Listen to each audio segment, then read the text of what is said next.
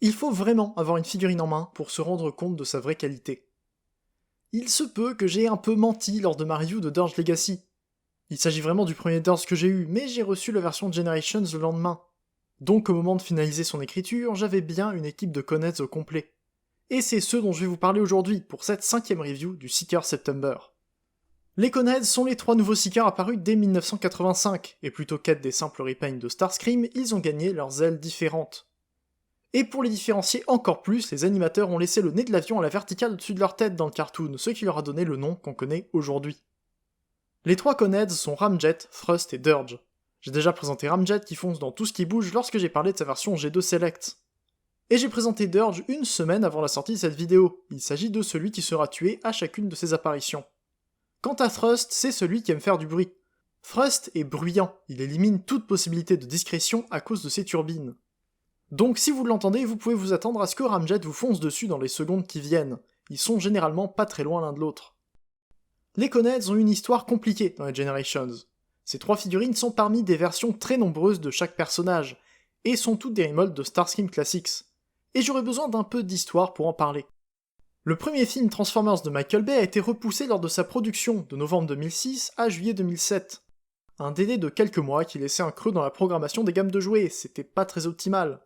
Donc grâce à ce délai, la gamme Classics a vu le jour. Une gamme courte au début, qui a perduré avec les Universe 2008 par la suite, puis les Generations qu'on connaît. Tout un pan de la collection Transformers actuelle qui s'est défini par un léger retard de production. Et dès la première vague, Starscream est commercialisé au prix d'un Deluxe. Une taille qu'on trouve trop petite maintenant, mais qui a ravi les collectionneurs après coup. Parce qu'avoir 15 Seekers en Deluxe, ça prend toujours moins de place que les mêmes en Voyager. Et la gamme Classics contient les 6 Seekers originaux. Skywarp est sorti en pack contre Ultra Magnus, Ramjet est apparu en 2007 comme Deluxe régulier, et les 3 derniers font partie d'un pack exclusif à la BotCon 2007 avec Bugbite et Dreadwind. Cependant, à cause des exclusivités, il faudra attendre 2010 et les Generations pour avoir Thundercracker, Dirge et Thrust de disponibles plus facilement en magasin. Je l'aurais pas dit comme ça, mais c'est un peu ce qui s'est passé, oui. Il n'est sorti que dans le pack vu plus tôt en 2006, en Henkei au Japon en 2008, et en United dans un pack avec Starscream et Thundercracker en 2012. Une décision étrange et bien dommage, mais on n'est pas là pour parler de ça. On est là pour parler de Ramjet Classics, Thrust Generations et Dirge Generations. Le premier trio de Seekers que je complète avec le même mold, et que je suis très content de pouvoir présenter ici. Ces 3 avions sont assez petits mais très beaux, je dois avouer que c'est mon mode préféré ici, parce que j'aurais beaucoup de choses à reprocher au mode robot. Toujours est-il que je suis assez fier de les avoir ensemble.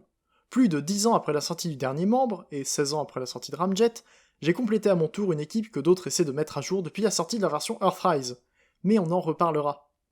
Ce qui rend ces avions si particuliers, et je l'évoque dès que je parle des Coneheads, c'est leurs ailes.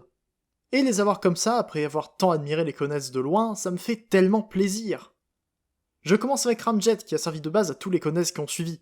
Ce mode d'avion réimagine Ramjet tout en le laissant très reconnaissable. C'était toute l'idée des Classics, qui n'avaient pas pour but de copier les jouets ni les modèles d'animation. Ils en prenaient l'idée générale, mais mettaient les détails au goût du jour.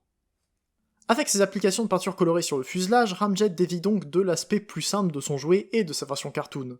Mais ça donne bien, ça lui donne un certain style sans trop en faire non plus. Les réacteurs additionnels sont pas énormes, mais ils font leur effet, surtout avec les dérives démesurées sur le dessus.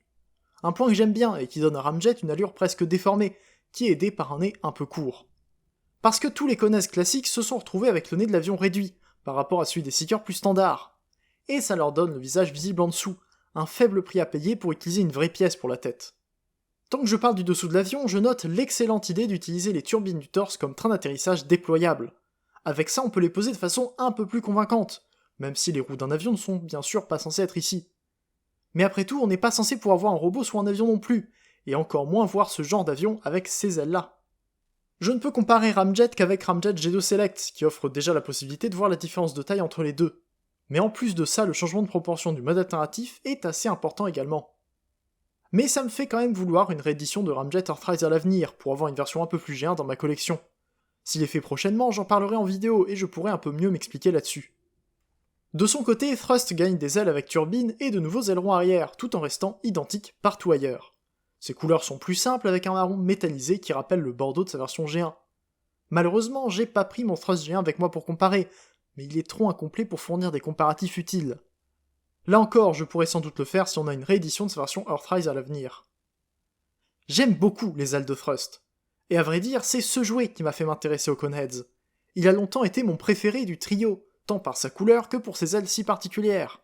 Elles sont fines et assez larges, avec des turbines détachables dont les hélices sont articulées. C'est difficile à actionner, mais ça se fait. Et à l'arrière, on retrouve les dérives différentes de Starscream, qui partent assez loin vers l'extérieur. Et ça lui donne une allure complètement différente des Seekers standards, même lorsqu'on lui enlève les accessoires. Je noterai tout de suite que son plastique me fait peur. Il n'est pas sujet au GPS qui touche d'autres plastiques pailletés, mais son aspect métallisé dans la masse, combiné à des articulations dont je parlerai plus tard, m'inquiète à chaque manipulation. Mais il en reste beau. Même si j'ai un intérêt tout particulier pour Dirge en ce moment, et que Ramjet a été mon préféré lorsque j'ai trouvé Classics, j'aime quand même beaucoup l'apparence de ce Thrust. Et je le préfère à sa première version avec ce mold. Thrust a la particularité d'avoir utilisé les ailes de la version Gentei, qui sont différentes des ailes de la version du pack BotCon 2007. Gentei, c'est l'ensemble des exclusifs de la gamme japonaise Enkei, que je prononce forcément mal, et ça fait de Thrust l'un des rares molds créés pour le marché japonais et importés par Hasbro pour être vendus partout ailleurs. Et bien sûr, je compte pas la G1 là-dedans. Mais en général, les molds faits par Takara et pour Takara sont rarement exportés pour devenir des figurines de Hasbro proprement. Ils gardent leur aspect exclusif comme le sont les Masterpiece ou les Seacon Select par exemple. Les ailes de Thrust BotCon sont plus petites, leur envergure est plus réduite et leurs turbines sont moulées avec elles. Et je suis bien content que le deuxième mold ait été utilisé pour ce Thrust. Ces ailes donnent bien mieux que la première version. Et pour un autre détail qui reste sans doute de son édition japonaise, Thrust gagne un cockpit orangé avec un intérieur chromé. Il en devient plus éclatant, plus vivant, mais ça lui fait perdre un peu de cohérence avec les autres, dont les cockpits sont incolores et l'intérieur n'est pas peint. Et enfin, on a Dirge. Comme j'ai présenté la semaine dernière, il s'agit d'un avion canard bleu aux ailes orangées, mais les teintes sont complètement différentes de la version Legacy. Il est plus clair, plus coloré, et j'adore ça. Il a encore du noir plutôt que le gris du cartoon, mais non seulement c'est totalement en accord avec les habitudes de l'époque, mais ça offre un joli contraste avec ce bleu que j'aime beaucoup. Alors que de son côté, Dirge Legacy a du noir qui aurait mérité d'être gris foncé, pour son aspect beaucoup plus cartoon dans les deux modes. Et avec ses applications de peinture sur les ailes, Dirge doit bien être mon préféré du trio dans cette version-là. J'aime beaucoup son esthétique globale, et je répète que, pourtant, il n'est probablement mon Conehead préféré que temporairement. Une fois que les autres Voyagers sortiront, je pense que je les préférerai à nouveau, mais pour le moment, c'est lui qui me plaît le plus. En plus, c'est le seul du trio dont les roues sont peintes. Et pour parler un peu plus des ailes, il s'agit là aussi de la deuxième version de Dirge, comme il y a eu pour Thrust. Cependant, Dirge Classic, c'était un simple repaint de Ramjet. Pas de nouvelles ailes pour lui, ils avaient gardé les réacteurs à l'arrière. C'est très étrange, mais c'est le genre de bizarrerie d'époque qui me plaît assez pour imaginer un Dirge Voyager en simple repaint de Ramjet Earthrise. Et pour le dernier point concernant Dirge, il semblerait que j'ai la version la plus ancienne. Un changement pendant la production a vu apparaître deux versions, puisqu'il a fallu une correction pour ajouter des triangles blancs dans la crête de tous les logos Decepticon. Une erreur qui n'a pas dû se produire souvent, et avec le nombre de logos qui sont produits tous les ans, c'est même étonnant que l'erreur ait été faite en premier lieu. Les Coneheads viennent tous avec des lance-missiles, mais Ramjet est le seul dont les projectiles ont été changés. Sur les deux autres, les missiles forment les Null Rays habituels, mais Ramjet vient avec les bombes de son jouet d'origine. Les trois Coneheads auraient pu avoir ces accessoires différents, mais quand on voit la première version de Dirge, on peut se dire que Ramjet a vraiment été le petit préféré des designers. Mais bref, il est temps de passer au mode robot. La transformation vous rappelle quelque chose ? C'est normal, tout le monde l'a remarqué dès le début, mais Starscream Earthrise a beaucoup repris ce mold. Il faut dire qu'il n'y a pas beaucoup de façons de faire se transformer un Seeker G1, et de toute façon la manipulation a été un peu complexifiée sur le mold le plus récent. Et ces robots sont parmi les plus iconiques de toute la franchise. N'importe quelle collection en comptait au moins une version. Et avec le nombre qu'il y a eu, c'était difficile d'y échapper de toute façon. Entre la première version en 2006 et l'apparition de Starscream Earthrise en 2020, les Seekers Classics représentent 15 ans de Transformers. Et honnêtement, je suis pas mécontent d'en avoir un trio comme les Coneheads. Leurs différences sont tout aussi visibles dans ce mode, même si Dirge et Ramjet auraient de quoi se ressembler s'ils avaient les mêmes couleurs. Et ça me ferait comprendre pourquoi Dirge n'a pas les bonnes ailes dans sa version BotCon. Comme en mode alt, je commencerai par Ramjet. Il perd ici toute trace de rouge pour devenir un simple robot blanc, gris et doré. Une sorte de Nova Prime s'il avait été un Seeker, quasiment. Mais on reconnaît bien les Seekers sur ce mode robot, ne serait-ce que pour le cockpit un peu renfoncé, mais assez présent au milieu du torse. J'en parlerai plus en détail quand je comparerai les Seekers Classics avec les Earthrise d'ici quelques temps. Tous les trois ont la même tête, et tous les trois ont ce visage un peu carré et toujours en colère, qui fait assez générique dans l'idée, et qui malheureusement ne colle pas trop aux têtes actuelles à mon goût.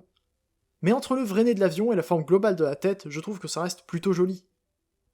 Je peux me plaindre un peu du torse de Ramjet à cause des côtés des aérations qui ne sont pas peints. C'est assez dommage, je trouve que ça casse l'apparence du torse, mais en main ça se voit assez peu.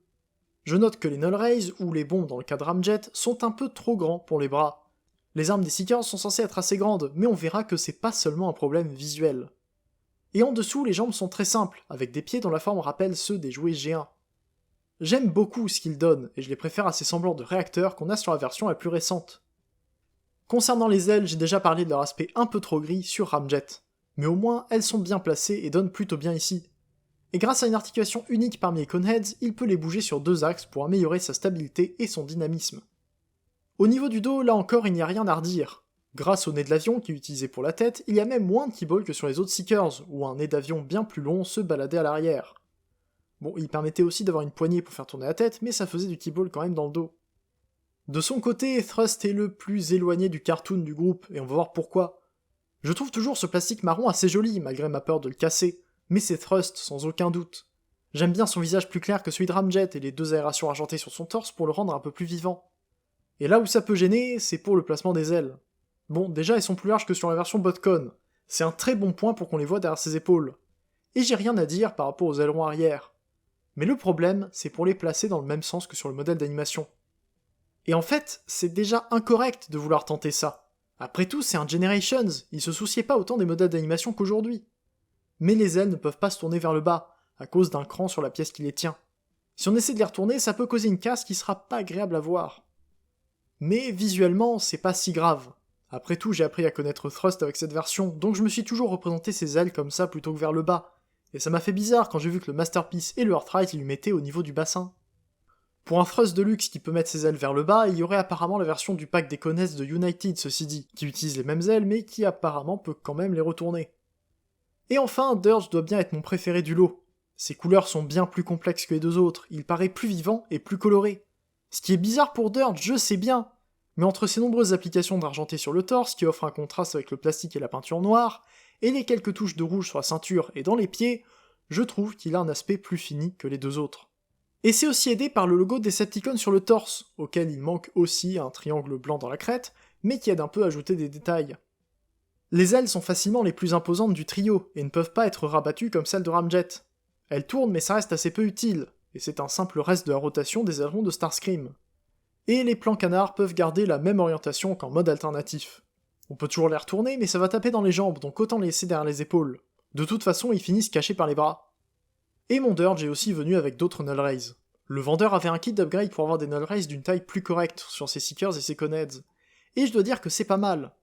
La couleur aurait pu être meilleure, sachant que ce Dirge n'a pas de gris, mais c'est déjà mieux que des lance-missiles dont j'utiliserai jamais le gimmick de toute façon. Puisque je l'ai présenté récemment, je peux aussi le mettre à côté de Dirge Legacy. Et niveau couleur, le Generations me plaît plus. Il est plus clair, plus coloré, plus vivant. Bon, il est quand même plus crispé que le Legacy, mais qu'est-ce qu'il est beau à regarder! Et ensemble, les Coneheads de luxe donnent bien. Ils sont le symbole d'une époque révolue où ce mold était suffisant. Et je dis ça parce qu'il est particulièrement limité. Les classiques restent des jouets simples, et c'est impressionnant de voir qu'ils ont duré aussi longtemps malgré leurs limitations assez sévères. Déjà, c'est difficile de tourner leur tête. Avec un axe serré, des aérations sur les côtés, ça rend le mouvement un peu difficile à faire, sans compter que l'articulation n'est pas très permissive. C'est pas une restriction trop importante, mais c'est quand même à noter. Ensuite, les épaules sont sur un axe universel, mais entre des Null Rays plus gros que les bras et des ailes qui se trouvent juste derrière sans pouvoir s'écarter, je trouve que Ramjet est celui qui s'en sort le mieux.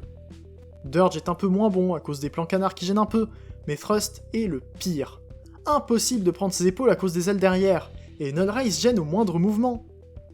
Juste en dessous, les coudes sont assez mal faits. Bon, je passe rapidement sur l'absence de rotation au biceps, mais le fait d'avoir un énorme cran, c'est très gênant. Le bras est soit droit, soit plié environ 30 degrés avant de pouvoir avoir un axe normal.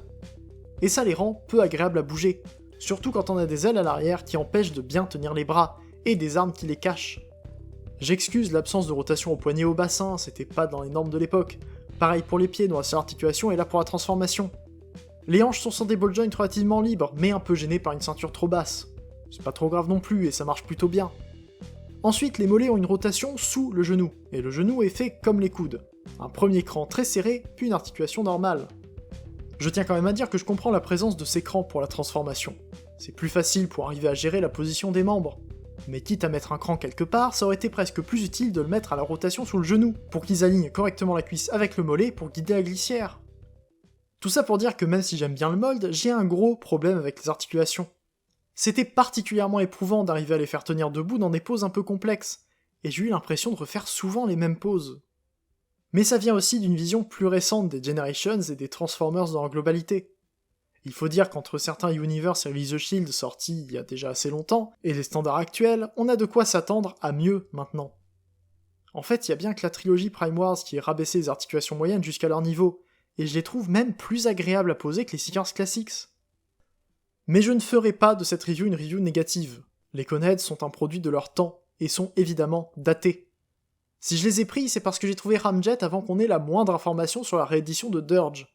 Et de toute façon, j'étais encore trop remonté contre les Seekers Earthrise pour même le considérer. Et j'ai continué le trio parce qu'un ami avait un Thrust à vendre, puis parce que je voulais pas avoir encore une équipe incomplète qui allait traîner là et ne jamais se compléter.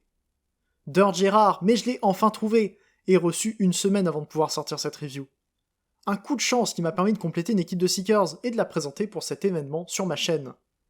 Mais au final, est-ce que je recommande ces Coneheads ? Difficilement. Si vous voulez des Coneheads qui sont pas particulièrement G1 et qui prennent moins de place que leurs homologues Voyager, ils peuvent vous intéresser. Si vous n'avez aucun problème pour avoir des figurines aux articulations laborieuses et aux possibilités de pose limitées, mais qui se transforment en quelques secondes tant qu'on fait attention à leurs ailes, alors ils sont pour vous. Le plus difficile sera de les trouver, parce qu'à part Thrust, qu'on peut croiser 3 fois en 10 minutes de recherche sur Vinted ou Le Bon Coin, les deux autres sont très rares, et c'est déjà un miracle de les trouver complets. Alors ne vous attendez pas à un bon prix en plus de ça. Mais si vous voulez des Coneheads plus à l'échelle avec les Generations actuelles, ils ne sont pas pour vous. Si vous voulez des avions avec un nez d'une taille correcte, des couleurs assez proches de la simplicité du cartoon, ou rien que des articulations décentes et relativement agréables en main, vous devrez vous pencher vers les rééditions des Earthrise.